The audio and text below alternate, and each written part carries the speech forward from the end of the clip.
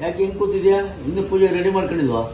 ನಿನ್ನೆ ಮೇಘ ಎಲ್ಲ ಮಾಡ್ಕೊಂಡಿಲ್ವಾ? ಇವತ್ತೇ ಅವಳು ಮಾಡ್ಕೋತಾಳೆ ಬಿಡಿ ಎಲ್ಲ. ಸರಿ ಅಮ್ಮ, ಆಯ್ತು. ಎಲ್ಲಿ ನೀವು ಕಾಣ್ತಾನೆ ಇಲ್ವಲ್ಲ? ಮೇಘ, ಏ ಮೇಘ, ಎಲ್ಲಿದ್ಯಮ್ಮ?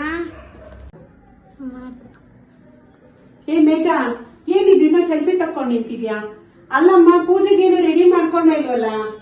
ಅಮ್ಮ, ನಿನ್ನೆ ವಿಡಿಯೋಗೆ ಅಂತ ನಾನು ಮಾಡಿದ್ವಿ, ಇವತ್ತು ನಾನೇ ಮಾಡಕ್ಕಾಗುತ್ತಾ? ಓ ಸರಿ ಬಿಡು. ಹಂಗಾರೆ ನಿನ್ನೆ ವಿಡಿಯೋಗೋಸ್ಕರ ಮಾಡಿದ್ದ? ಮತ್ತೆ ನಿನ್ನೆಲ್ಲ ನೆಚ್ಕೊಂಡ್ರೆ ಸರಿ ಆಯ್ತು.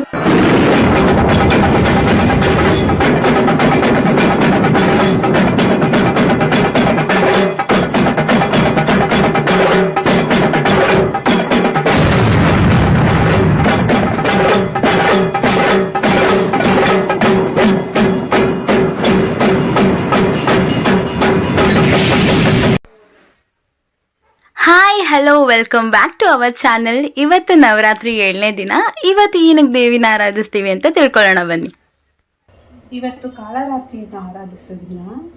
ಕಾಳರಾತ್ರಿ ಇವತ್ತು ನಮ್ಮ ಮನಸ್ಸಿನ ಅಂಧಕಾರವನ್ನೆಲ್ಲ ಹೋಗ್ಲಾಡಿಸಿ ಪ್ರಕಾಶಮಾನವನ್ನು ಮೂಡಿಸುವಂಥ ದಿನ. ಚಂಡಮುಂಡ ಅನ್ನುವಂತಹ ರಾಕ್ಷಸರು ದೇವಲೋಕವನ್ನೇ ಆಕ್ರಮಿಸಿಕೊಂಡು ದೇವಲೋಕವನ್ನೇ ವಶಪಡಿಸ್ಕೊಂಡ್ಬಿಟ್ಟಿರ್ತಾರೆ.